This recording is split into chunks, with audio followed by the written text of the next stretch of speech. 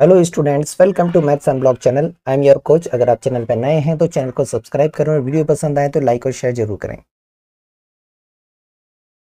अब हम सीखेंगे ट्रिग्नोमेट्रिक आइडेंटिटीज के बेस्ड क्वेश्चन जो कि प्रूव दैट करके जनरली आते हैं, उनको कैसे सॉल्व करना है। यहीं पर सबसे ज़्यादा कंफ्यूजन होता है, यही स्टूडेंट का मेन डाउट वाला पॉइंट होता है। देखिए, इसके कुछ रूल्स हैं, कुछ मैं आपको एल्गोरिथम बताऊंगा, यही एल्गोरिथम आपको यूज़ करना है और क्वेश्चन सॉल्व करेंगे। तो सबसे पहले आपको क्वेश्चन को देख के देखना है, जो भी पहली स्टेप है। फर्स्ट स्टेप ये है कि आपको हमेशा साइन कॉस में टर्म्स में कन्वर्ट करिए, सॉल्व करना आसान रहता है। तो जो भी आपके टैन, कॉट, सेक या कॉसेक दे रखे हैं, इन सबको कन्वर्ट करना है in terms of sine and cos.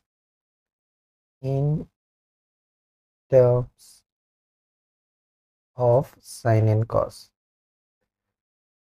क्योंकि हमें पता है सारे ट्रिग्नोमेट्रिक रेशियो एक दूसरे में कन्वर्ट हो सकते हैं, तो हमें साइन और कॉस की टर्म्स में कन्वर्ट करना है।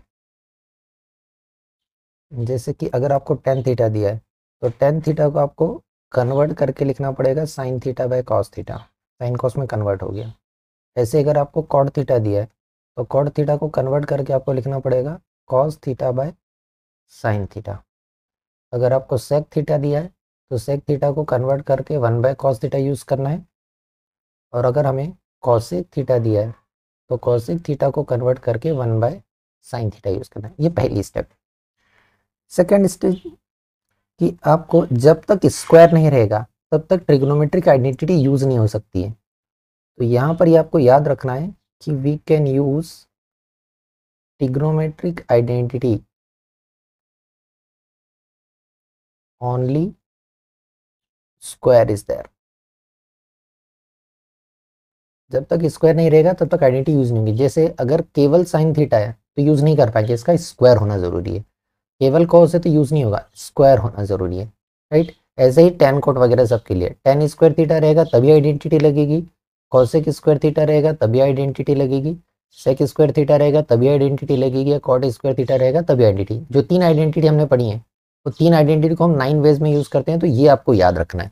अब आपको ये चेक याद रखने के लिए कि सबसे पहले क्वेश्चन में देखना है कि आपको ये स्क्वायर फॉर्म में गिवन है या नहीं। दैट मीन्स ये जो ट्रिग्नोमेट्रिक रेशियो है इनका स्क्वायर गिवन है या नहीं, इनका स्क्वायर इज गिवन और नॉट। अगर ये गिवन है दैट मीन्स अगर हमारा आंसर है कि यस गिवन है, तो फिर आप यूज कर सकते हैं या अप्लाई कर सकते हैं ट्रिग्नोमेट्रिक आइडेंटिटी। सारी ट्रिग्नोमेट्रिक आइडेंटिटी आप यूज कर सकते हैं जो हमने 9 पढ़ी, ये वाली, ये sine square theta plus cos square theta equal to 1, ये वाली सारी। इस तरह की तो और है, लेफ्ट से राइट भी यूज होती है या राइट से लेफ्ट भी यूज होती है। आप sign square theta plus cos square theta के प्लेस पर 1 भी यूज कर सकते हैं, या फिर 1 के प्लेस पर sign square theta plus cos square theta भी यूज कर सकते हैं। दिया है तो ठीक है, ये बहुत सिंपल वाले क्वेश्चन रहेंगे जहाँ डायरेक्ट बन रहा है। लेकिन अगर ऐसा नहीं गिवन है, नहीं गिवन है, तो इस केस में आपके पास दो सिनारियो है। पहला सिनारियो, आपके पास क्वेश्चन में ओनली वन टर्म गिवन रहेगी, एक ही टर्म गिवन रहेगी। अगर एक ही टर्म गिवन है तो यहां पर आपको डिनोमिनेटर का रैशनलाइज करना है। तो यहां पर आपको रैशनलाइज करना है डिनोमिनेटर का। एग्जाम्पल के साथ बता देता हूं कैसे क्वेश्चन आते हैं। देखिए, इस तरह का क्वेश्चन अगर आता है, स्क्वायर रूट रहने से तो हमें पता ही रहता है कि यहाँ पर रैशनलाइज करना रहता है। स्क्वायर रूट रहे या फिर single term, one term given है या फिर चाहे square root, generally square root के अंदर सिंगल टर्म ही रहती है, राइट। ये स्क्वायर रूट के अंदर ही दी रह सकती है या बगैर स्क्वायर रूट के अंदर भी, दोनों हो सकता है, आइदर इन स्क्वायर रूट और not in square root, right. तो यह स्क्वायर रूट में है या फिर नहीं है, दोनों ही केस में आपको डिनोमिनेटर का रैशनलाइज करना है, ठीक है। ये वाला दो स्टेप के लिए। अगर आपके पास क्वेश्चन ऐसा है जिसमें दो टर्म्स है, अगर क्वेश्चन ऐसा है कि जहां पर टू टर्म्स गिवन है, अगर टू टर्म्स गिवन है तो सिंपल आपको एलसीएम लेना है, ठीक है। टेक एलसीएम, एलसीएम ले लेंगे तो काम हो जाएगा। एग्जांपल के साथ समझो कि कैसा क्वेश्चन होता है। जैसे ये क्वेश्चन है, देखो यहाँ पर दो टर्म्स गिवन है, तो रूल के हिसाब से दोनों का देखिए, अगर स्टार्टअप देखें तो स्क्वायर गिवन नहीं है और दोनों ही टर्म्स का क्या है, एक ही टर्म है, एक ही टर्म है, स्क्वायर नहीं है तो आप आइडेंटिटी डायरेक्ट अप्लाई नहीं कर सकते ट्रिग्नोमेट्रिक। दो टर्म से तो यहाँ पर एलसीएम लेना पड़ेगा सिंपल, ठीक है, एलसीएम लेना है। ये दोनों ही केस हम करते हैं, चाहे हम एलसीएम लें या फिर चाहे स्क्वायर रूट करें, तो यहाँ पर आपको एल्जेब्रिक आइडेंटिटीज बनेगी। दैट मीन्स ये वाली दोनों स्टेप करने के बाद जो थर्ड स्टेप है वो आपको ध्यान रखना है कि यहाँ पर एल्जेब्रिक आइडेंटिटीज बनेंगी। तो यहाँ पर आपको एल्जेब्रिक आइडेंटिटी यूज करना है, यूज एल्जेब्रिक आइडेंटिटीज। कौन कौन सी एल्जेब्रिक आइडेंटिटी? एक तो बहुत कॉमन वाली बनेगी A square minus B square, generally ये बनेगी, या फिर आपको ए प्लस बी का होल स्क्वायर बनेगी, या फिर ए माइनस बी का होल स्क्वायर बनेगी।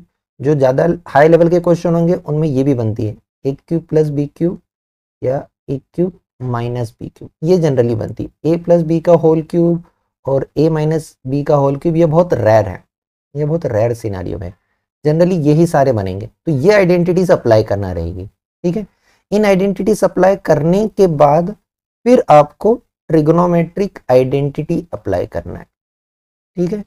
और फिफ्थ स्टेप, जहां पर न्यूमरेटर से कुछ कॉमन निकल रहा है तो लो, ठीक है, take common from numerator and cancel the denominator. तो इसके कारण डिनोमिनेटर कैंसिल है। जैसे यहाँ पर देखिए लेफ्ट साइड में डिनोमिनेटर है लेकिन राइट साइड पे नहीं है, तो या तो न्यूमरेटर से कॉमन लेके कुछ कैंसिल आउट होगा और कैंसिल करना है, ठीक है। और फाइनली लास्ट स्टेप आपको चेक कर लेना है कि आंसर किसके टर्म्स में चाहिए, उसके अकॉर्डिंग कन्वर्ट करना है। Convert in trigonometric ratio, that means sign से आपको कॉसेक चाहिए या फिर कॉस से आपको सेक चाहिए, ये सब आपको चेक कर लेना है। तो इस तरह से सिंप्लीफाइड होगा। ये सारे स्टेप हमें फॉलो करना है, इसे आप नोट कर सकते हैं। सारे क्वेश्चन इसी के बेस्ड होंगे। अभी जब हम क्वेश्चन करेंगे तो हम इन्हीं रूल को अप्लाई करेंगे। तो ये सारे स्टेप का आपको याद रखना है। 10 कॉट में डायरेक्ट आइडेंटिटी लग रही है तो लगा दो, अगर आइडेंटिटी नहीं लग रही है तो फिर साइन कॉस में कन्वर्ट करो। अगर ट्रिग्नोमेट्रिक आइडेंटिटी बन रही है तो अप्लाई करो, नहीं बन रही है तो दो सिनेरियो होंगे, या तो आपके क्वेश्चन में एक टर्म गिवन है तो रेशनलाइज करना है डिनोमिनेटर को, चाहे स्क्वायर रूट के अंदर हो या नहीं हो।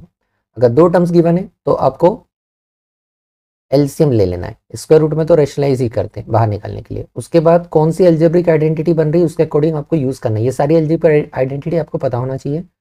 एल्जेब्रिक आइडेंटिटी के अप्लाई करने के बाद ट्रिग्नोमेट्रिक आइडेंटिटी अप्लाई करना है।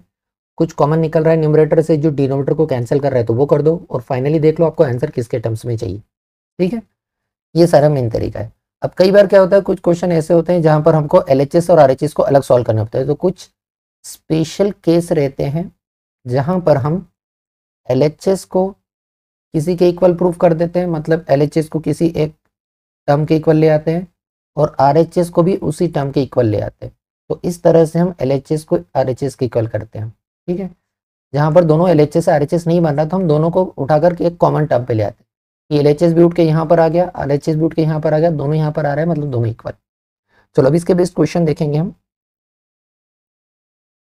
Thank you for watching. Video पसंद आया हो तो लाइक कमेंट और शेयर करें। चैनल पे नए हैं तो चैनल को सब्सक्राइब करें।